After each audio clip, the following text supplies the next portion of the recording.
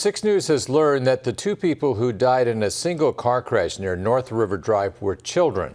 Douglas County Sheriff's investigators say there were 5 juveniles in the car. That crash happened Sunday. The Kia sedan engulfed in flames. 1 child has still not been identified. Deputies said that the driver of the car appeared to have lost control on River Drive, going off the road, hitting a tree, and catching on fire. The investigation is ongoing. And